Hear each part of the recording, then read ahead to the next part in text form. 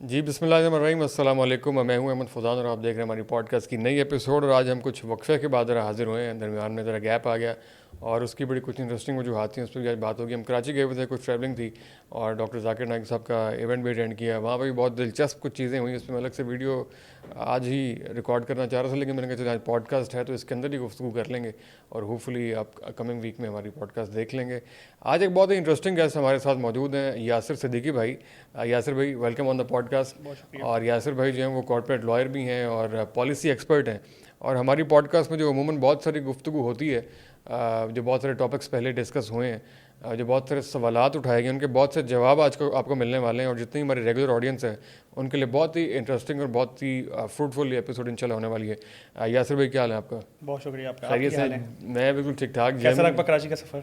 کراچی کا یار بڑا اچھا رہا. کراچی کا میرا ہمیشہ ہی اچھا ہوتا ہے. میں کراچی جانے کوئی موقع میں جانا دیکھ رہا ہوں دونوں موبائل آپ کے ساتھ ہے تو الحمدللہ. دونوں موبائل میرے صحیح سلامت واپس آئے ہوئے. اور یہ جو کراچی کے بارے میں پروپیگنڈا ہے, میں تو پروپیگنڈا ہی بولوں گا, ذرا ضرورت سے زیادہ ہے. واقعات بھی ہوتے ہیں اوبیسلی, لیکن نیگیٹو خیر بہت زیادہ ہی ہیں. اچھا پہلے میں بتا دوں, یاسر بھائی جرمنی میں ہوتے ہیں. جرمنی سے آج کل لائیو ہے, تو ہم نے کہا ذرا فوری طور کے اوپر ان کی پریزنس سے فائدہ اٹھائیں. کراچی کے بارے میں جو ہے نا ہماری ڈبیٹ اکثر رہتی ہے مختلف گیسٹ سے. تو ہمیں ایک بڑا لائٹر نوٹ پہ ہماری گیسٹ نہیں کہا, علینا فاروق آئی نے پچھلے کہ تم لوگوں کا کراچی جو ہے نا وہ ڈیفینس سے شروع کے بیریا میں ختم ہو جاتا ہے, اس لیے کراچی اچھا لگتا ہے. تو وہ والا کراچی ایک ڈفرینٹ ہے, اور آپ والا جو کراچی ہے فیڈرل بیریا والا اور ناظم آباد والا, تو وہ ڈفرینٹ ہے. تو ویسے آپ کیوں نہیں چلے جاتے, آپ بھی ڈیفینس یا کلفٹن؟ اچھا ویسے کسی بھی آپ سوسائٹی کو دیکھیں یا معاشرے کو دیکھیں تو وہاں پر جو ڈیموگرافکس ہوتے ہیں وہ عموماً 3-4 حصوں میں بٹے ہوئے ہوتے ہیں. یعنی کہ آپ کہتے ہیں کہ مڈل کلاس ہے, لوور مڈل ہے, اپر کلاس ہے, ایلیٹ ہے.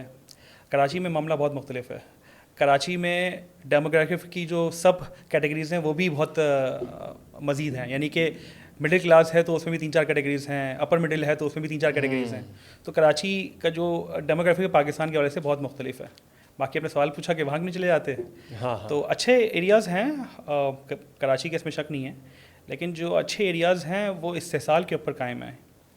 اچھے ایریا مطلب ڈیفینس اور بیریا, ڈی ایچ اے ہو گیا, کینٹ ہو گیا, بحریہ ہو گیا, یہ استحصال کے اوپر قائم ہے. یعنی کہ یہ ایک ایسا سسٹم ہے کہ وہ صرف جسے آپ کلاس سسٹم کہتے ہیں کہ وہ ساری مراعات اور سارا بجٹ. میں اس کی ایک چھوٹی سی ایگزامپل دوں گا. 2020 میں اربن فلڈنگ ہوئی تھی کراچی کے اندر, جس میں ہمارے بچے بھی ڈوب کے مر گئے, اور یعنی کہ بہت ہی ایک تباہی ہوئی تھی. 2020 کی بات ہے, 21 کی بات ہے. اس کے بعد, اور اس میں مزے کی بات یہ تھی کہ وہ محمود و ایاز والی بات تھی نا کہ اس میں ڈی ایچ اے بھی ڈوب گیا تھا پورا, ایک ہی صف میں کھڑے ہو گئے, ایک ہی صف میں. تو اس میں ڈی ایچ اے بھی ڈوب گیا تھا اور بہت ہی ایک خطرناک صورتحال تھی. پھر 2 سال بعد ابھی پچھلے سال دوبارہ ہوئی ہے urban flooding, D H A میں نہیں ہوئی. کیوں نہیں ہوئی؟ کیونکہ انہوں نے اپنا جو انفراسٹرکچر تھا وہ بہتر کر لیا. وہ جو ساری ان کی ڈرینیج تھی اور پوری, یعنی کہ جو پورا جو ان کا انفراسٹرکچر تھا اس کے اوپر پیسہ لگا کے انہوں نے بہتر کر لیا. لیکن پورا جو باقی کراچی ہے وہ ویسا کہ ویسے ہی ہے. یعنی کہ جو 2020 میں اور 21 میں باقی کراچی والے فیس کر رہے تھے کہ ان نالے میں ڈوب رہے ہیں اور پانی آ رہا ہے گھر کے اندر, وہ ابھی بھی ویسا کہ ویسے ہی ہے باقی پورے شہر میں. لیکن جو باقی, اچھا مطلب آپ خالص نظریاتی بیس کے اوپر اس کے جو ہے جان بوجھ کے شفٹ نہیں ہوتے, سوچے سمجھے نہیں. ایک پہلی بات تو یہ کہ میں اتنا امیر بھی نہیں ہوں اور اگر کبھی مستقبل, ابھی اتنے پیسے بھی نہیں ہیں, کبھی مستقبل میں پیسے آئے بھی تو وہ تو خیر اس وقت امتحان ہوگا. لیکن بہرحال پوزیشن یہی ہے, کیونکہ ابھی خیر رینٹ پہ تو شفٹ ہو سکتا ہوں, لیکن بہرحال پوزیشن یہی ہے کہ یہ جو 3-4 ایریاز ہیں یہ استحصال کے اوپر قائم. مطلب وہی نا پرنسپل پوزیشن ہے آپ کی اس کے اوپر کہ آپ کے پیسے ہوں بھی, یا اگر آپ رینٹ پہ جا بھی پائیں تو آپ نہیں جائیں گے. اللہ اس پہ استقامت رکھے. اچھا بڑی انٹرسٹنگ بات ہے. ویسے تو جو بہت سے لوگ رہ رہے ہیں تو ان کے اوپر ایک سوالیہ نشان بھی آپ نے اٹھا دیا ہے. دیکھیں یہ ان کا انڈیویجول رائٹ ہے, میں کسی کے رائٹ کو انفرینج نہیں کر رہا.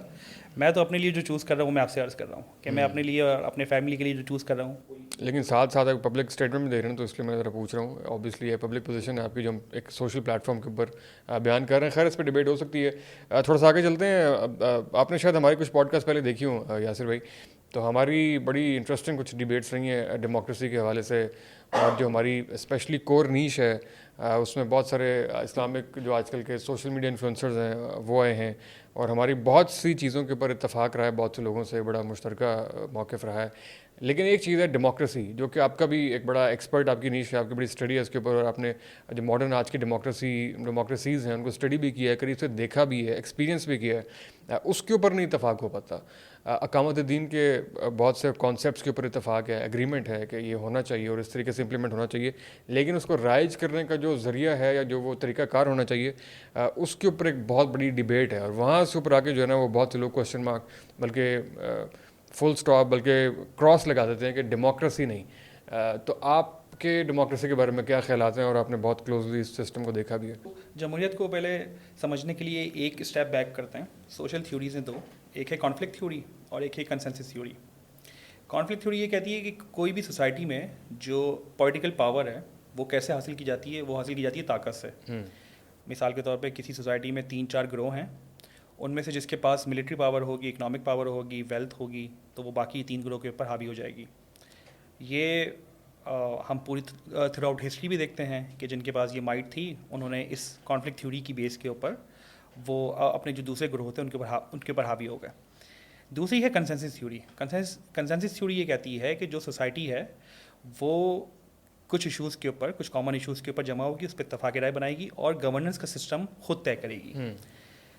تو یہ بنیادی کانسیپٹس ہیں کانفلکٹ تھیوری اور کنسنسس تھیوری کے. جمہوریت سمجھیں کنسنسس تھیوری سے ہی نکلی ہے، جو اس کا اوریجن ہے وہ کنسنسس تھیوری سے ہی نکلا ہے.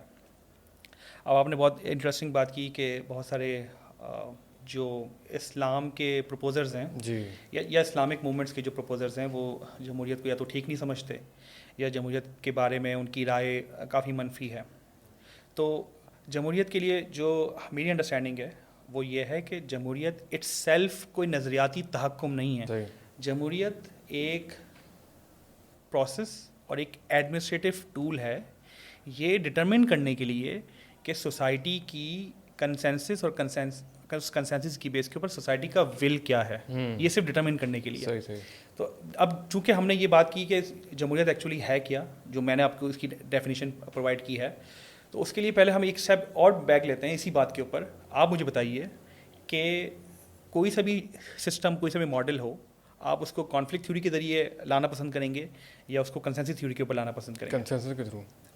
کانفلکٹ کے اوپر اس لیے نہیں، آپ نے جیسے فرمایا نا، کانفلکٹ کے اوپر اس لیے نہیں کیونکہ کانفلکٹ سسٹینیبل نہیں ہوتا. آپ آج طاقت کے ذریعے آ جائیں گے، کل دوسرا طاقت کے ذریعے آ جائے گا. اگر آپ کانفلکٹ کو دلیل سمجھ رہے ہیں، کانفلکٹ تھیوری کو آپ سمجھ رہے ہیں دلیل کہ جس کے پاس پاور ہے وہ اوپر آ سکتا ہے، تو آج جتنی بھی استعماری پاور ہیں اور ماضی میں جتنی بھی استعماری پاورز رہیں، امپیریلسٹ رہے، انہوں نے کالونائز کیا لوگوں کو، وہ اسی بیس کے اوپر کیا نا. تو آپ ان سب کو جسٹیفائی کر رہے ہیں. کوئی بھی اگر یہ اس پرنسپل سے ہٹتا ہے کہ نہیں جی نہیں، ہم چونکہ ٹھیک ہیں اور ہمیں طاقت سے آنا ہے، تو وہ جو ماضی کے جتنے بھی امپیریلسٹ رہے ہیں انہوں نے لوگوں کے اوپر ظلم کیا ہے. ہم خود برصغیر کے اندر کتنے سال. یہ بڑا انٹرسٹنگ ہے یاسر بھائی یہاں پہ کہ اگر ڈیموکریسی نہیں، مطلب جو لوگ ڈیموکریسی کو نگیٹ کرتے ہیں ان کو یہ سمجھنا پڑے گا کہ اگر ڈیموکریسی نہیں کہ واٹ از دی الٹرنیٹ. ان کو یہ شاید علم نہیں ہے کہ اگر ڈیموکریسی نہیں تو پھر ڈکٹیٹرشپ. یا پھر کھل کے بتائیں نا کہ ڈکٹیٹرشپ ہے یا پھر کوئی اور سسٹم ہے یا پھر اس کے علاوہ کوئی تیسرا نظام ہے. کچھ لوگ انقلاب کی بات کرتے ہیں لیکن وہ بڑی سمپلسٹک ایک اپروچ ہو سکتی ہے، اس کے اندر کوئی ایسی ڈیپتھ وہ بیان نہیں کرتے ہیں. تو آئی تھنک جو لوگ اس کو نگیٹ کرتے ہیں ان کو الٹرنیٹ بھی پھر بیان کرنا چاہیے اس کا. بالکل بالکل آپ نے ٹھیک فرمایا. اس میں نے وہی عرض کیا نا کہ سب سے پہلے تو ان سے پوچھنا پڑے گا کہ اگر آپ لوگوں کی اتفاق رائے مشاورت جسے کہتے ہیں اس کے اوپر بلیو نہیں رکھتے تو پھر کس پہ بلیو رکھتے ہیں؟ ایسے ہی کراس کرنا تو بہت آسان ہے. تو آپ طاقت پہ رکھتے ہیں. تو طاقت کا میں نے بتا دیا کہ اس میں یہ ایشوز ہیں کریٹ ہوتے ہیں. اب آتے ہیں جمہوریت اٹ سیلف کے اوپر. لوگوں کا، بہت سارے لوگوں کا جو آرگیومنٹ ہے وہ یہ آتا ہے آرگیومنٹ کہ جی جمہوریت اسلام سے کمپیٹیبل نہیں ہے.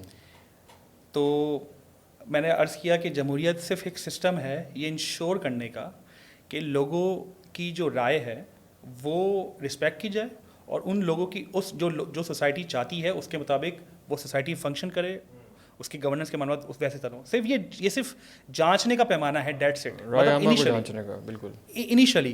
کیونکہ انٹرسٹنگلی جہاں ایتھنس، ہم گریس کی ایگزامپل دیتے ہیں جہاں سے جمہوریت کی برتھ بات ہوتی ہے، آل دو کہ اس کے اوپر جو لٹریچر اویلیبل ہے کہ یہ تو کلیسٹینس کہتے ہیں فاؤنڈر آف یا فادر آف ڈیموکریسی کلیسٹینس، لیکن اس کے اوپر اور بھی لوگوں کے لٹریچر موجود ہیں کہ نہیں جی یہ تو کانسیپٹ پہلے سے موجود تھے، یہ کوئی ایسا یونیک کانسیپٹ نہیں تھا کہ آپ مشابہت سے لوگ. اس نے بھی جب پرپوز کی ایک جنرل اسمبلی اپنی سوسائٹی کے لیے. اس سے پہلے ایرسٹوکریسی تھی. ایرسٹوکریسی کیا ہوتی ہے کہ اس میں ایک فیملی ہے, جیسے ہمارے یہاں 2 فیملیز ہیں, تو اس میں ایک فیملی ہے وہ رول کیے جا رہی ہے. انہی کے لوگ جو ہیں وہ یعنی کہ ایک نوبل فیملی جسے کہتے ہیں, تو وہی نوبل فیملی رول کیے جا رہی ہے, انہی کے پاس پاور ہے, وہی لوگ گورننس کے معاملات دیکھ رہے ہیں. تو کلیسنس نے اس بنیاد کے اوپر کہ اس سے پولیٹیکل کنسنٹریشن بہت ہو رہی ہے, پولیٹیکل پاور کی کنسنٹریشن ہو رہی ہے, اکنامک ویلتھ کی کنسنٹریشن ہو رہی ہے ایک طبقے میں, تو اس کو ری ڈسٹریبیوٹ کرنے کے لیے اس نے ایک ماڈل پرپوز کیا تھا. اور اس میں بھی انٹرسٹنگلی اس میں بھی 3 لوگ شامل نہیں تھے, یعنی کہ جو رائٹ دیا گیا کہ بھائی آپ بتائیں, سوسائٹی کو بتائیں کہ جی کن لوگوں کو گورننس کا یہ حق ہے کہ آپ سوسائٹی فنکشن کیسے ہونی چاہیے. اس میں بھی اس نے 3 لوگوں کو حق نہیں دیا. اس نے اس خواتین کو حق نہیں دیا, اس نے غلاموں کو حق نہیں دیا جو اس ٹائم سلیوز تھے, اور اس نے ان لوگوں کو حق نہیں دیا کہ جو ایتھنز کے شہری نہیں تھے. تو اس کا مطلب یہ ہے کہ جو جمہوریت اسٹارٹ ہوئی اٹ سیلف میں, وہ بھی ایکویلٹی کے پرنسپل پہ اسٹارٹ نہیں ہوئی, وہ مشاورت کے پرنسپل پہ اسٹارٹ ہوئی تھی. جمہوریت کی اٹ سیلف اوریجن ہی مشاورت کے اوپر ہے کہ بھائی لوگوں کی مشاورت کی بیس کے اوپر کرنا ہے. بالکل. تو یہ فنڈامنٹل پرنسپل ہے جمہوریت کا. اس کے بعد آبویسلی اب ایوالو ہوئی جمہوریت, اس کی بہت ڈفرینٹ فارمز آئی ہیں. اب آج کل تو بہت ساری ویریشنز ہیں اس کے. سوشلسٹ ڈیموکریسی الگ ہے, لبرل ڈیموکریسی الگ ہے, اسلامک ڈیموکریسی الگ ہے, تھیولوجیکل بیسڈ ڈیموکریسی الگ ہے. ہمارا کنسرن ہے اسلامک ڈیموکریسی کے ساتھ. اسلامک ڈیموکریسی اس وقت کن کن ممالک میں رائج ہے, اور what is the exact difference between Islamic democracy and pure democracy یا ویسٹرن ڈیموکریسی؟ اچھا, آپ کا سوال یہ ہے کہ فرق کیا ہے ویسٹرن ڈیموکریسی یا اسلامک ڈیموکریسی میں؟ جی, یہ 2 سوال کیے میں نے. ایک تو یہ کہ فرق کیا ہے, اور دوسرا یہ کہ اسلامک ڈیموکریسی اس وقت کن کن ممالک میں ہے. اچھا, یہ جو ٹرم کوائنٹ کی گئی نا اسلامک ڈیموکریسی, یہ لوگوں کو سمجھانے کے لیے یہ عام سہل انداز سے کی گئی ہے, کیونکہ جب تک آپ ڈسٹنگوش نہیں کرتے نا, جیسے فار ایگزامپل بینکنگ ہے. نہیں, لیکن صرف سمجھانے کے لیے آئی تھنک پاکستان کے کانٹیکس میں تو نہیں, اس سے آگے بڑھ کے بھی شاید ایک بات ہوگی کہ پاکستان کے کانٹیکس میں تو کچھ قانون سازی بھی شروع میں ہوئی ہے, قرارداد مقاصد بھی ہوئی ہے, کچھ چیزوں کا ہماری ڈیموکریسی میں اور ویسٹرن ڈیموکریسی میں بہرحال فرق تو ہے کہ مطلب وہاں پہ تو خالص رائے عامہ یا پھر جو عوام کہہ دیں. یہاں پر تو ہم نے اس میں شک ایڈ کیا کہ حاکمیت اعلیٰ تو ہم نے اللہ تعالیٰ کو قرار دیا یہاں پہ کہ جو اسلام سے متصادم چیز ہوگی اس کو یہ ڈیموکریسی انڈورس نہیں کر سکتی. صحیح, آپ سے میں اگری کر رہا ہوں, میں اس سے اتفاق نہیں کر, میں آپ سے اختلاف نہیں کر رہا ہوں. میں ویسے آپ سے یہ عرض کر رہا ہوں کہ ویسٹرن ڈیموکریسی اور اسلامک ڈیموکریسی یا سوشلسٹ ڈیموکریسی یا لبرل ڈیموکریسی, دیکھیں یہ جو ڈسٹنگوش ہے نا, یہ جو ہمارے سیکولرسٹ ہیں یہ وہ دینے کی کوشش کرتے ہیں کہ جی آپ نے کوئی مکس پلیٹ بنانے کی کوشش کی ہے, ایکچوئل ڈیموکریسی تو لبرل ڈیموکریسی ہے یا سوشلسٹ ڈیموکریسی ہے. یہ وہ ڈسٹنگوش کرتے ہیں. مجھے لگتا ہے کہ ہمیں ڈسٹنگوش کرنے کی ضرورت نہیں ہے, ہمیں ایک پرنسپل انڈرسٹینڈنگ سمجھنے کی ضرورت ہے کہ ڈیموکریسی ہے کیا ایکچولی. ہم نے ابھی اس کے اوپر ایک اگریمنٹ کر لیا کہ ڈیموکریسی لوگوں کی کنسنسس اور ان کے ول کی بنیاد کے اوپر گورننس کا نظام یہ ہے. اب کوئی آپ سے سب سے پہلے جو سوال یہ ہوتا ہے کہ اسلامک ڈیموکریسی کیسے کمپیٹیبل ہو سکتی ہے کہ جب لوگوں کو اختیار دیا گیا ہے, سب سے بڑا سوال آپ کے ذہن میں یہ آتا ہے. تو اس کا سب سے پہلا جواب یہی ہے, لوگوں کی کنسنسس کے بغیر, یعنی کہ اتفاق رائے یا رائے عامہ کے بغیر مسلمانوں کی کوئی بھی ایسی اسٹیٹ نہیں بنی, اور اگر بنی ہے کہیں بھی تو اس کے اندر جو مسائل ہیں, جو اس میں کانفلکٹس ہیں, وہ ہمیشہ رہے ہیں. فار ایگزامپل سب سے پہلی اسٹیٹ جو ہم کہتے ہیں اسلامک اسٹیٹ, وہ بنی ہے مدینہ کی. اس کو خیر اب آج کل پولیٹیکل سلوگن بنا دیا ہے, وہ ایک میئر ساؤنڈ بائٹ بن کے رہ گیا ہے. تو ہم سب اس کے اوپر ریفلیکٹ کریں کہ یہ مدینہ میں کیوں قائم ہوئی, مکہ میں کیوں قائم نہیں ہو سکتی. 13 سال نبی پاک صلی اللہ علیہ وسلم نے دعوت کا جو محاذ تھا وہ مکہ میں رکھا ہوا تھا, تو وہاں پر قائم نہیں ہو سکی, الٹیمیٹلی مدینہ میں قائم ہو سکی. بالکل, ہجرت کرنا پڑی اور مدینہ میں, اور مدینہ میں ہی کیوں کام ہوئی. تو ایک دفعہ ہجرت تو حبشہ میں بھی ہوئی, اور بھی ایریاز تھے اس وقت حجاز کے. مدینہ میں اس لیے ہوئی کیونکہ مدینہ میں رائے عامہ اس سسٹم کی حامی ہو چکی تھی, اور رائے عامہ جو تھی وہ پوری کی پوری ساتھ تھی. یہ ایک فنڈامنٹل پرنسپل ہے کہ جس کو بہت سارے لوگ اٹھا لیتے ہیں. خیر اس کے اوپر ائمہ کرام کا لٹریچر موجود ہے کہ انبیاء کو ضرورت نہیں ہے, بہرحال انبیاء کو رائے عامہ کی ضرورت نہیں ہے اسٹیٹ قائم کرنے کی, کیونکہ وہ وہی کا معاملہ ہے, وہ ایک سیپریٹ چیز ہے. لیکن بہرحال میں آپ کو اسلامک ڈسکورس عرض کر رہا ہوں کہ مشاورت کے بغیر کوئی بھی ریاست کا क़याम अमल में आना ये नेचुरली पॉसिबल नहीं है, क्योंकि अगर फिर वही बात होती है कि अगर आप कॉन्फ्लिक्ट थ्योरी के ऊपर आप रिजाइड कर रहे हैं, if you are residing in the conflict theory, तो आप क्या कह रहे हैं कि जिसके पास पावर है, तो फिर कुरैशी मक्का भी ठीक थे, उनके पास पावर थी और वो रूल कर रहे थे। तो ये डिस्टिंग्विश करना बहुत ज़रूरी है कि लोगों के पास मुशावरत है। अब आपने इस्लामिक और वेस्टर्न टर्म जो क्वाइंट हुई हुई हैं उसका जिक्र किया, इसमें भी लोगों ने ये चूज़ किया अपने लिए इट्सेल्फ, पाकिस्तान की सोसाइटी ने अपने लिए इट्सेल्फ चूज़ किया कि हमें इस्लामिक डेमोक्रेसी चाहिए। वेस्टर्न सोसाइटीज़ ने अपने लिए लिबरल डेमोक्रेसी चूज़ की, इनफैक्ट वेस्टर्न भी नहीं, यूरोपियन और ये जो अमेरिकन बेल्ट है इसने अपने लिए लिबरल डेमोक्रेसी चूज़ की। जो आपकी रशिया या चाइना बेल्ट है इसने अपने लिए सोशलिस्ट डेमोक्रेसी चूज़ की, और भी दूसरे हैं ममालिक जिन्होंने सोशलिस्ट डेमोक्रेसी फील की। तो ये लोगों ने अब इट्सेल्फ चूज़ किया जो भी सिस्टम है। कल को अगर वेस्ट में कोई ऐसा मामला हो जाता है कि वहाँ पे इस्लामिक डेमोक्रेसी आ जाए तो अच्छी बात है, आपको लोगों को कन्विंस करना पड़ेगा ना। और same goes for vice versa. ये देखें, बात आपको अच्छी नहीं लगेगी, अगर पाकिस्तान में एक ओवरवेलमिंग कंसेंसस बन जाता है कि जी इस्लामिक डेमोक्रेसी नहीं होना चाहिए और कोई सा भी और मॉडल होना चाहिए, तो आप लोगों की कंसेंसस को अगर आप दबाने की कोशिश करेंगे, कोई भी दबाने की कोशिश करेगा, तो वो कामयाब हो सकता है, वक्ती कामयाब हो जाए, लेकिन वो जो केओस क्रिएट करेगा वो उससे बड़ा होगा। तो जो सिस्टम को गवर्न करने के लिए, सिस्टम को मेंटेन रखने के लिए या स्टेटस को मेंटेन रखने के लिए जो सबसे पहली बुनियाद है वो इट्सेल्फ यही है कि आप लोगों की राय अपने लिहाज से बना के रखें, आप उनको कन्विंस करें, डायलॉग करें, डिस्कशन करें। वो जो कन्विंसिंग है वो बुनियादी तौर पे असल एसेंस है इस चीज़ की। तो इसमें बहरहाल फिर वो क्वेश्चन आता है कि डेमोक्रेसी ने रिजल्ट्स तो प्रोड्यूस नहीं किए, मतलब डेमोक्रेसी के रिजल्ट्स अभी आपके सामने इस वक्त आप मुल्क की अगर सूरत हाल देख लें या उम्मत की सूरत हाल देख लें, ओवरऑल पूरी वर्ल्ड की सूरत हाल देख लें, उसमें मुस्लिम ममालिक का देख लें, तो उसमें तो स्पेशली पैलेस्टाइन इशू के बाद और ओवरऑल जो बहुत से इंटरनेशनल इंसिडेंट्स होते रहते हैं, तो उसके बाद जो डेमोक्रेसी के फ्रूट्स हैं वो तो मिलते हुए महसूस नहीं हुए। तो ये भी एक ज़रा डिसअपॉइंटमेंट की वजह बनती है बहुत से लोगों के लिए। माजरत मैं आपके सवाल के जवाब में सवाल पूछ रहा हूँ, मुझे ये बताइएगा कि इस वक्त जितने भी 57-58 इस्लामिक ममालिक हैं उनमें डेमोक्रेसी कहाँ है?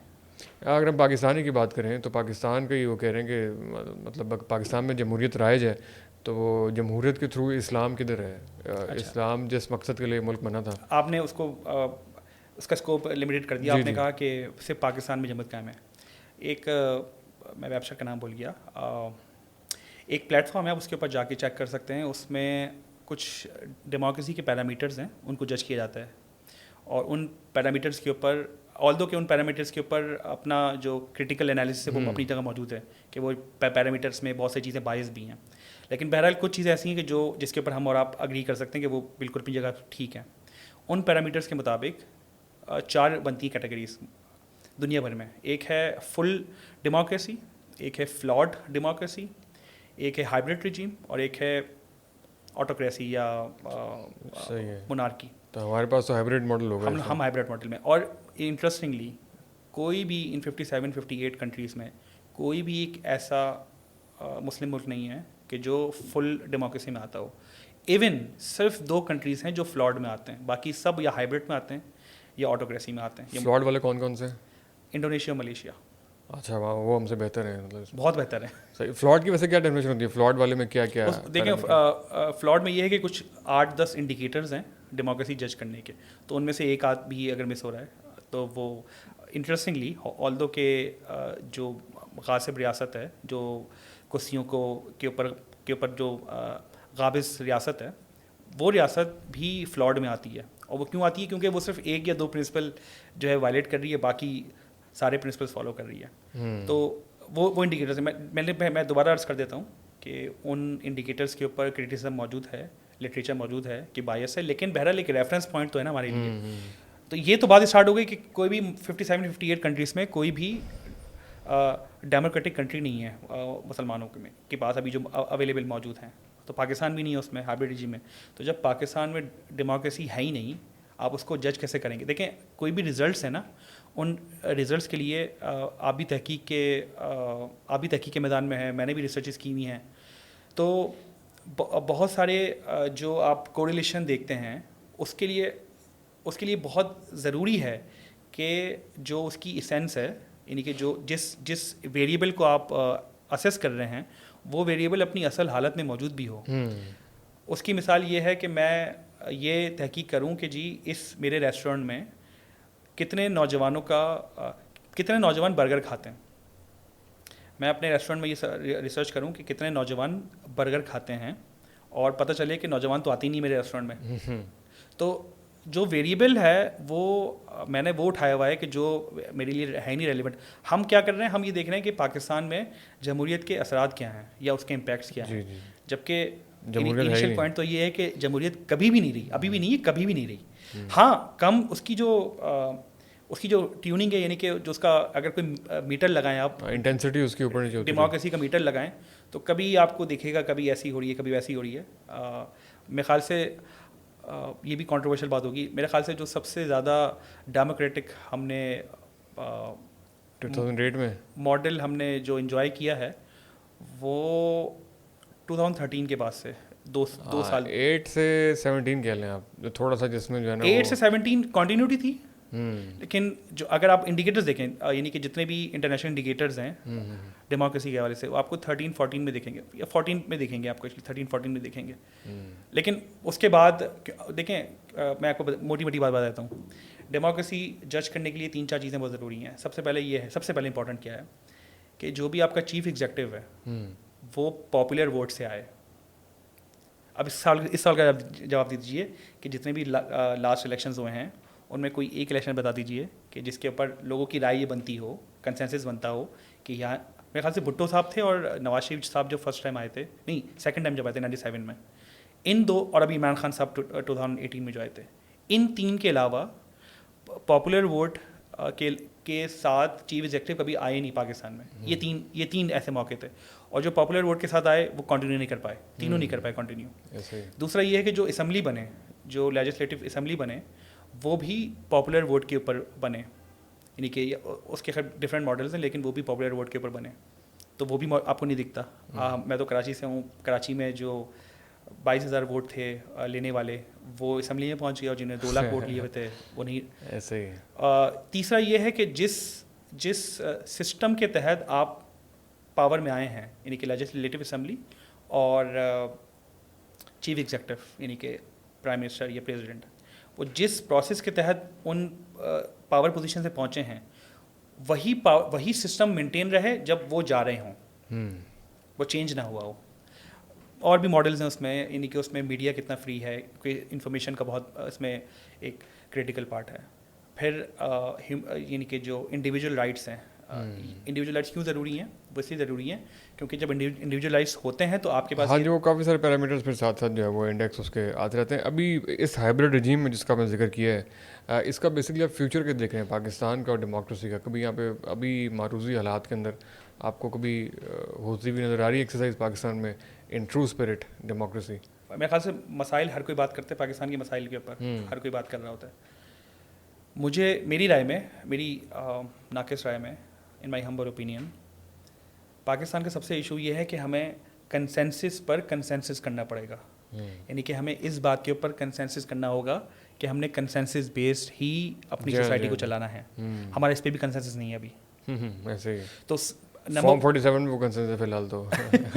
جی بالکل ایسا ہی ہے کہ آپ دیکھتے ہیں بہت سارے ایسے گروہ ہیں جو جمہوریت کے اوپر یقین نہیں رکھتے, بلیو نہیں رکھتے, اور میرے خیال سے وہ جو اسلامک پرسپیکٹیو والے لوگ ہیں, یا جو جسے آپ کنزرویٹو یا رائٹ ونگ کہتے ہیں عام فہم عام زبان میں, حالانکہ کنزرویٹو اور رائٹ ونگ یہ جو ٹرم ہے یہ پاکستان میں امپلیمنٹ ہی نہیں ہوتی. یعنی کہ پاکستان کے جو مذہبی لوگ ہیں یہ ٹرم پیورلی یورپین ٹرمز ہیں, کنزرویٹو, کیونکہ پاکستان میں ایسا کون ہے جو اینٹی امیگریشن ہوگا, پاکستان میں ایسا کون سا مذہبی ہوگا کہ جو یہ کہے گا کہ جی جو امیگریشن آ رہے ہیں ان کو پاکستان سے باہر نکالو. مذہبی طبقے میں کوئی بھی نہیں ہوگا ایسا. تو یہ جو ٹرم یوز ہوتی ہیں یہ تو ویسٹرن ٹرم ہے جو ہم لوگ یہاں پہ اڈاپٹ کر لیتے ہیں. اس کو ایسا کہہ لیں کہ جو پرو اسلامک اینٹیٹیز ہیں ان میں سے بہت بڑی اکثریت ایسی ہے کہ جو اس جمہوریت کے اوپر یقین نہیں رکھتی, اور اس کے بہت سارے ریزنز ہیں ان کے مطابق. ان کو لگتا ہے کہ یہ ظلم کا نظام ہے, ان کو لگتا ہے کہ یہ جائز نہیں ہے, اسلام سے کمپیٹیبل نہیں ہے, سو فور. تو سب سے پہلے تو بہت یہ ضروری ہے کہ جو ہم نے سسٹم اگری کیا ہے اچھا فار ایگزامپل جمہوریت کے اوپر اتفاق نہیں ہے. دیکھیں میں پھر عرض کر رہا ہوں کہ جو ہم نے ٹرم کوائن کی نا جمہوریت یا اسلامک جمہوریت, یہ ہم صرف اس کو کنسنسس سے لے رہے ہیں. تو اگر کوئی یہ کہتا ہے کہ جی ہمیں یہ سسٹم پسند نہیں ہے, اس کو لپٹنا چاہیے, تو ٹھیک ہے, کوئی نیا سسٹم آپ بتا دیجیے, اس کے اوپر کنسنسس کر لیتے ہیں. ایسا ہی ہے. یعنی کہ کوئی بھی سسٹم ہوگا کنسنسس کے ساتھ ہی ہوگا, کانفلکٹ سے نہیں ہو سکتا, وہ ہوگا کنسنسس کے ساتھ ہی. تو جو لوگ کہتے ہیں کہ جی نہیں ہمیں جمہوریت کے اوپر اعتماد نہیں ہے, ہمیں جمہوریت تو یہ تو مغرب سے آیا ہوا ہے اینڈ سو فورتھ, تو جی وہ بتا دیجیے کہ ایسا کون سا سسٹم ہے اور وہ آئے گا کیسے, اس کا پورا ایک روڈ میپ دے دیجیے. تو میں نے جیسا کہ نا کہ ہمیں تو سب سے پہلے کنسنسس کے اوپر کنسنسس کرنا ہوگا سب سے. پھر دوسرا یہ کہ اس کے لیے کوششیں کرنی ہوگی کہ اس کنسنسس کو رسپیکٹ بھی ملے. ابھی آپ دیکھ رہے ہیں کہ ملک کی جو سب سے بڑی پاپولر پارٹی ہے, وہ دیکھیں آپ اختلاف آپ کو مجھے بھی آپ کو بھی ہو سکتا ہے, لیکن بہرحال یہ حقیقت ہے کہ وہ اس وقت پاپولر پارٹی ہے, پی ٹی آئی. جی بالکل وہ پاپولر پارٹی ہے. یعنی کہ جو عوام کا کنسنسس ہے وہ ان کے ساتھ ہے. صحیح ہے. اب ان کے نظریات خراب ہیں, برے ہیں, وہ ایک بالکل سیپریٹ ڈسکشن ہے.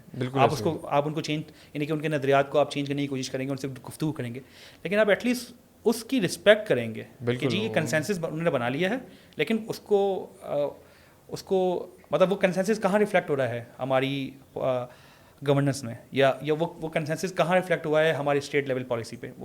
اس کو تو کچلا جا رہا ہے, دبایا جا رہا ہے, اور نہ جانے کون کون سے چیزیں کی جا رہی ہیں. اور اس کے نتیجے میں کیا ہو رہا ہے اسٹیٹ کے اندر, مطلب ایجیٹیشن. اس کے نتیجے میں کیا ہو رہا ہے, ایجیٹیشن پیدا ہو رہی ہے. اور یہ صرف پاکستان میں نہیں ہو رہی ہے, یہ دنیا میں کہیں بھی آپ کنسنسس کو, لوگوں کی رائے کو دبائیں گے تو وہاں ایجیٹیشن پیدا ہوگی. سمپل فلاسفی ہے. اور بالکل ہم ابھی یہاں پہ کمرے میں 5-6 لوگ بیٹھے ہوئے ہیں نا, ہم 5-6 لوگ بیٹھے ہوئے ہیں, اور ہم ان میں سے کوئی ہم میں سے بن جائے ڈکٹیٹر کہ نہیں جی اس کمرے میں ایسا ہونا چاہیے, اور باقی 4 کی رائے کو کچل دے, تو ٹھیک ہے 1 گھنٹہ 2 گھنٹہ 3 گھنٹہ میں طاقت سے قابو کر لوں گا, 3 گھنٹے بعد تو میں قابو نہیں کر پاؤں گا نا. تو ایجیٹیشن ہوگی, وائلنس ہوگا, کیوس ہوگا. adhering to consensus eradicates chaos. یہ سمپل سا ایک پرنسپل ہے کہ آپ جتنا زیادہ جو اتفاق رائے بن گئی ہے, جتنا زیادہ اس سے اپنی پالیسی کو, اپنے اسٹیٹ لیول افیئرس کو جتنا اس سے قریب رکھیں گے, اتنا ہی سوسائٹی میں کیوس نہیں ہوگا, اتنا ہی انارکی کم ہوگی, اتنا ہی آرڈر, سوشل آرڈر قائم رہے گا. تو یہ سب سے بنیادی بات ہے کہ پاکستان میں انفارچونیٹلی بہت دکھ اور دل کے ساتھ ہم جب اپنا لا پڑھ رہے تھے تو ہسٹوریکل کانسٹیٹیوشن کی ہسٹوریکل جو اکاؤنٹس ہے وہ پڑھ رہے تھے, تو اتنا دکھ ہوتا ہے پڑھ کے کہ کوئی کنسنسس بنے اور پھر وہ آ کے کوئی پاورفل آ کے اس کو رون دے. کوئی کنسنسس بنے اور اس میں جو ساتھ دینے والے ہوتے ہیں وہ پولیٹیکل پارٹیز ہی ہوتی ہیں. یعنی کہ جو پولیٹیکل سیکٹر یہ لوگ دیتے ہیں, وہ پولیٹیکل سیکٹر خود ہوتا ہے. یعنی کہ جو لوگ کسٹوڈین تھے اس کنسنسس کے, وہ خود اس کے اوپر شب خون مار رہے ہیں. تو پاکستان میں یہ بہت ہی غلط پرسپیکٹیو ہے, کسی کا بھی پرسپیکٹیو ہے کہ پاکستان میں جو جمہوریت کے اثرات ہیں وہ ہمیں مل نہیں سکے, کیونکہ پاکستان میں جمہوریت کبھی آئی ہی نہیں, یعنی کہ فلاڈ بھی نہیں آئی نا کبھی. اگر دیکھیں پہلا آرگومنٹ تو یہ نا کہ آپ اس کے اوپر ڈسکشن کر لیں جی, اگر کوئی کسی کو لگتا ہے کہ نہیں آئی ہے, بہت اچھے طریقے سے آئی ہے, تو اس کے اوپر ڈسکشن کر لیجیے. بالکل ایسے ہی ہے. اور جو جمہوریت کو سبوتاج کرنے والے یا امپیکٹ کرنے والے یا افیکٹ کرنے والے لوگ ہیں, کیا سمجھتے ہیں ان کو راستہ کہاں سے ملا ہے, یا ان کو واپس بیرکس میں بھیجنے کا کوئی طریقہ, کوئی راستہ یا کوئی چیز, یا یہ لوگ ایسے ہی پاورفل رہیں گے, اور ان کا پاورفل رہنا بہت ضروری ہے. اب تو خیر بہت سے لوگ اس کو, بڑے پڑھے لکھے لوگ اس کے اوپر ڈیبیٹ کرتے ہیں کہ ملک کا واحد منظم ادارہ جو ہے ہمارے پاس ایک ہی بچا ہے, اور جو بھی کوئی محکمہ خالی ہوتا ہے, کوئی سرکاری یا غیر سرکاری محکمہ خالی ہوتا ہے, اس کو کوئی ٹھیک انداز میں چلا سکتا ہے, تو وہ یہی ہمارے منظم ادارہ ہے. تو آپ کس کے بارے میں کہہ رہے ہیں؟ دیکھیں جمہوریت جو ایک اور کام جو اچھا کرتی ہے وہ یہ کرتی ہے کہ وہ یہ میک شور کرتی ہے کہ پولیٹیکل پاور جو ہے نا وہ کنسنٹریشن میں نہ ہو پائے, یعنی کہ کنسنٹریشن آف پولیٹیکل پاور نہ ہو پائے کسی ایک گروہ کے پاس, کسی ایک فیملی کے پاس, کسی ایک محکمے کے پاس, کسی ایک ادارے کے پاس, کسی ایک فرد واحد کے پاس پاور کی کنسنٹریشن نہ ہو پائے. جمہوریت کا یہ جو ٹول ہے, جو میں نے کہا نا ایک ایڈمنسٹریٹو ٹول ہے, ایک پروسیس ہے, نظریاتی تحکم نہیں ہے, میں بار بار یہی عرض کر رہا ہوں. وہ اس سے بھی انشور کرتا ہے کہ پولیٹیکل جو پاور ہے وہ ایکولی ڈسٹریبیوٹ ہو, یعنی کہ لوگوں کے پاس ایکول رائٹس ہوں, یہ پولیٹیکل پاور کی. اب آپ نے جیسے یہ کہا کہ وہ جس محکمے کا آپ نے ذکر کیا, ویسے وہ ادارہ نہیں ہے جس نے آپ نے ذکر کیا, وہ محکمہ ہے.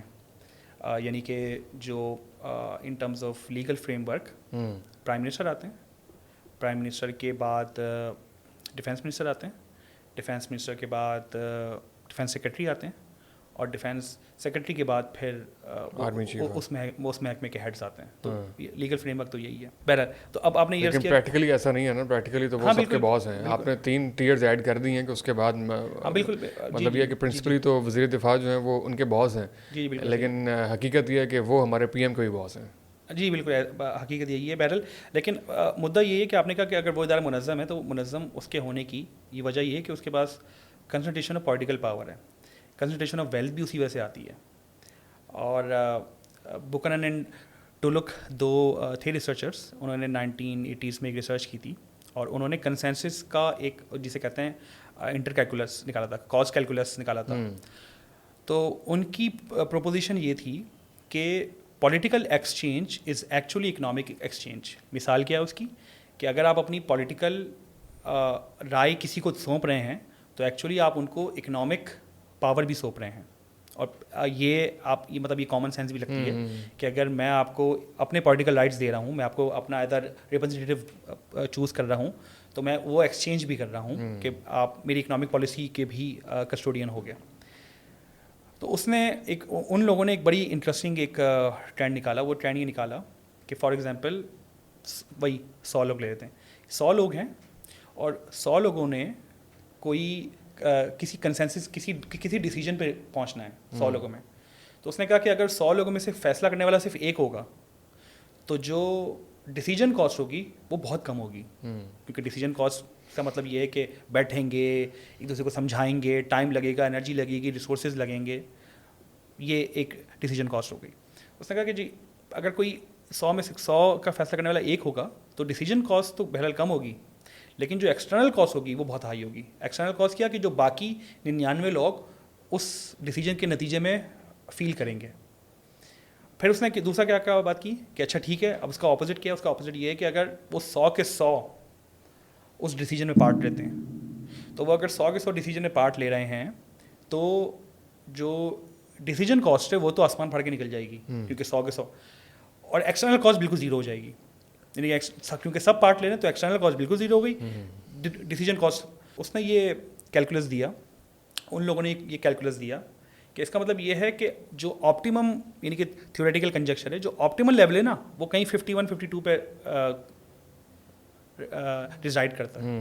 विच मीन्स कि वही कह रहा है कि जो ऑप्टिमल कॉस्ट है, यानी कि दोनों कॉस्ट को ऐड कर लें, एक्सटर्नल कॉस्ट भी और डिसीजन कॉस्ट भी ऐड कर लें, तो इन दोनों को कॉस्ट को ऐड करने के बाद कहीं आप मेजॉरिटी में बनेंगे.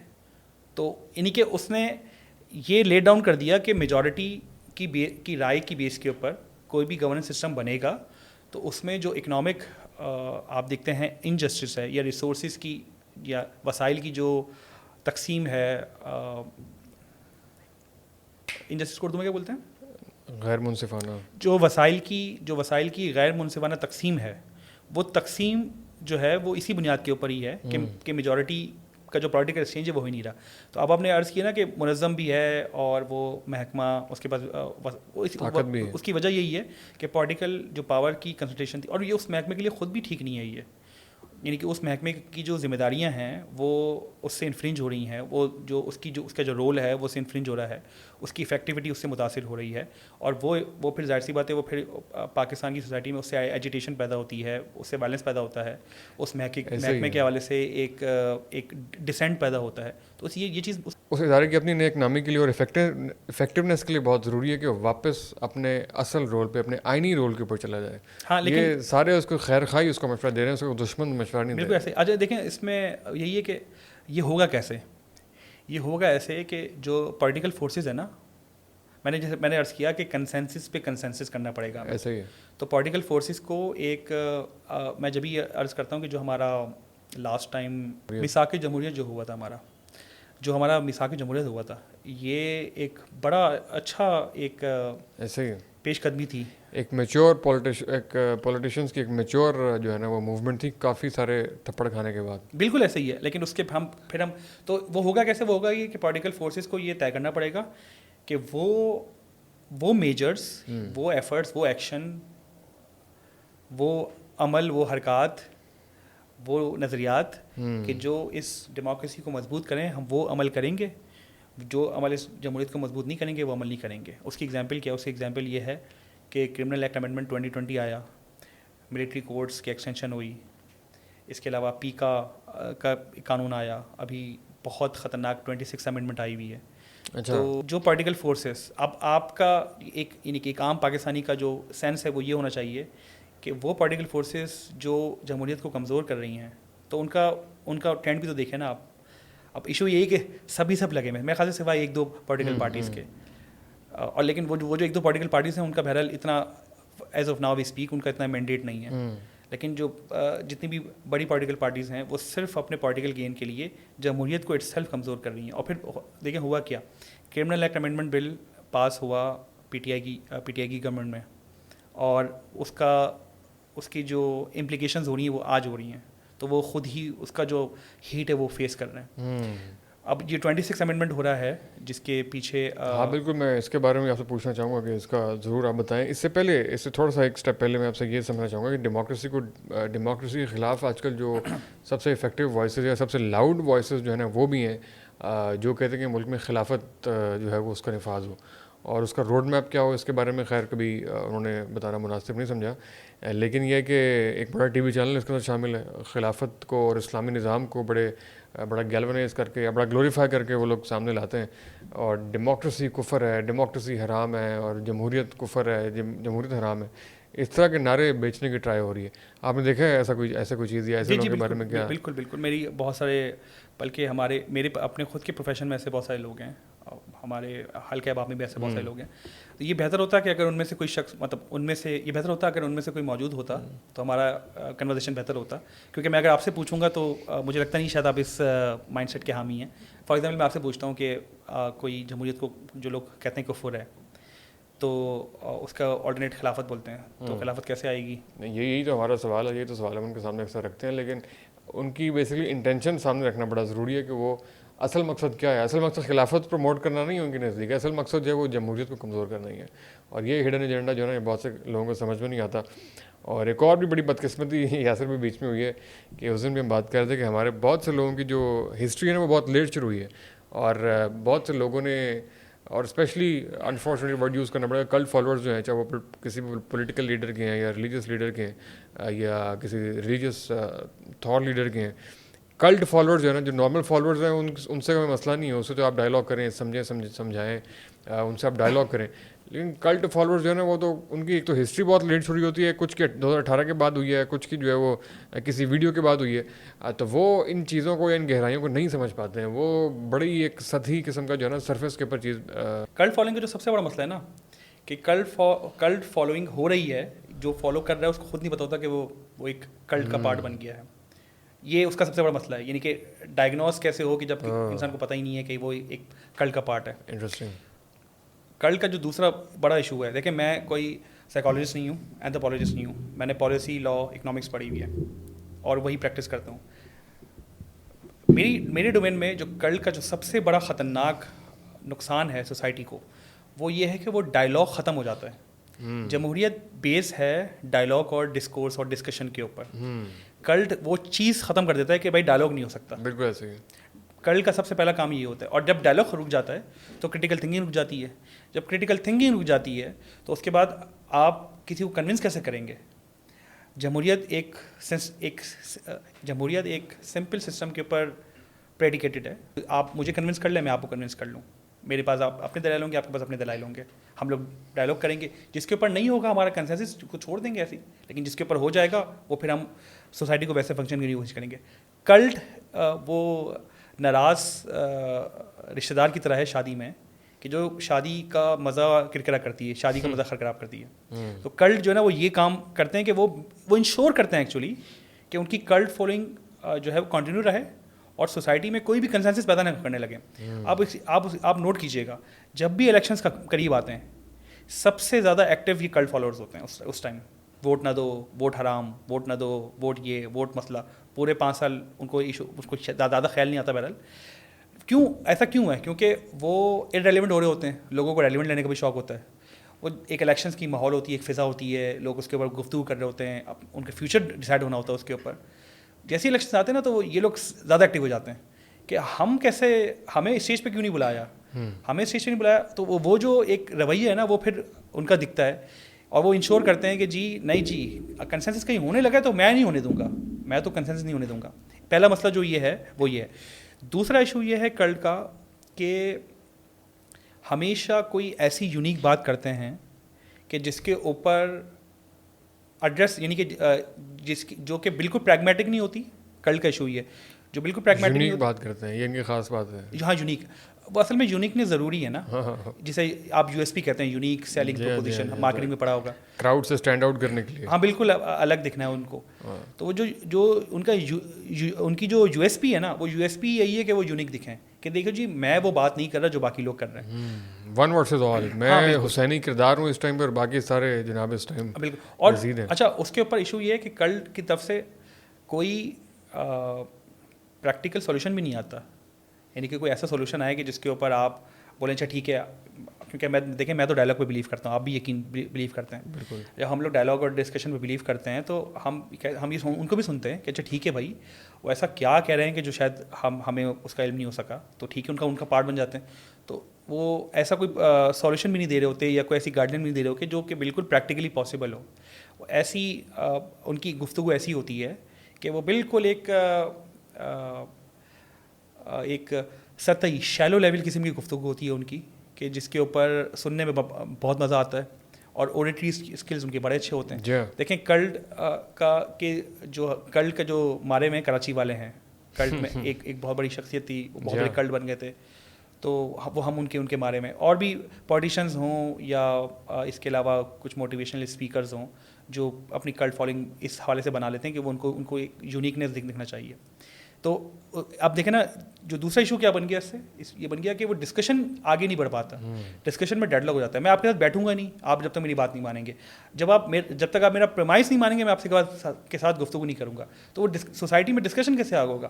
سوسائٹی میں کریٹیکل, وہ خود کہتے ہیں جو جتنے بھی کلٹ بنے ہوئے ہیں وہ خود کہتے ہیں کہ کریٹیکل تھنکنگ کو میں پروموٹ کر رہا ہوں, وہ خود کہتے ہیں. لیکن وہ سب سے زیادہ جو ڈیمیج کرتے ہیں وہ اسی کریٹیکل تھنکنگ کو کرتے ہیں.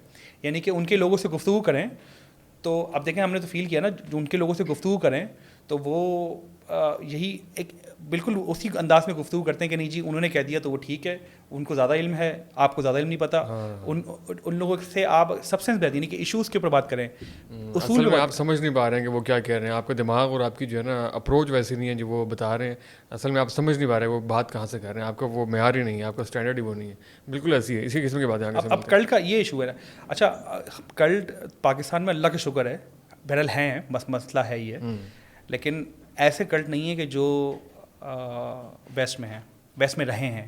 یعنی کہ ایک بڑی اگزامپل ہے کہ ایک بہت بڑا کلٹ بنا اور اس نے کوئی 1000-1200 اس نے کہا کہ جی ہم آج اپنی جان لے لیں گے, اور ایک مقام کے اوپر ان لوگوں کو جمع کیا, 1200 لوگ جمع ہوئے اور 1200 لوگوں نے کوئی پوائزن تھا یا جو بھی تھا وہ لے لیا, اور تقریباً ان میں سے 80% لوگ وہیں مر گئے تھے. تو کلٹ کی جو انتہا ہے وہ یہاں تک بھی پہنچتی ہے. ایسا ہی ہے. لیکن پاکستان میں بھی مطلب یہ کہ اوبیسلی جو کلٹ کی جو فلاسفی ہے یا کلٹ کی آئیڈیالوجی ہے, اس کی ٹیکنالوجی چونکہ سوشل میڈیا ہے, تو پاکستان کے اندر بھی ہم دیکھ رہے ہیں کہ ان کی پاپولیشن میں اضافہ تو ہو رہا ہے. تو خیر یہ نہیں ہے کہ کم ہے, آہستہ آہستہ. ابھی خیر ہم پولیٹیکل اس پہ بات نہیں کر رہے, ابھی ہم ابھی اپنی اسی جہاں سے ہم نے بات شروع کی تھی کہ اینٹی ڈیموکریسی یا ریلیجیس ڈاکٹرائن کے اندر ہی اگر ہم دیکھیں تو ان کی پاپولیشن بہرحال گزشتہ عرصے میں اس سوشل میڈیا کی اس کی وجہ سے بہت بڑی ہے. چاہے اس کے پیچھے کوئی تنظیم ہے یا نہیں ہے, ان کی کوئی پراپر کوئی لاہے عمل یا آرگنائزیشن یا کوئی آئیڈیالوجی یا کوئی مرتب کوئی منظم کوئی اسٹرکچر, ایسا کچھ بھی نہیں ہے. لیکن سوشل میڈیا کے چند لیکچرز اور پوڈ کاسٹ اور چند ریلز اور وہ کیرزما اور وہ کمیونیکیشن اسکلز اور وہ اوریٹری, اس کی بیس کے اوپر بہرحال پاپولیشن تو بڑی ہے ان کی پچھلے. اچھا دیکھیں اس میں ایک اور انڈیکیٹر ہے, وہ یہ ہے کہ ان کلٹ کی وجہ سے الٹیمیٹ بینیفیشری کون ہے. ہم کرمنل جسٹس سسٹم میں یہ بہت امپورٹنٹ پرنسپل ایک فالو کرتے ہیں کہ کوئی بھی کرائم ہوا ہے تو اس میں بینیفیشری کون ہے.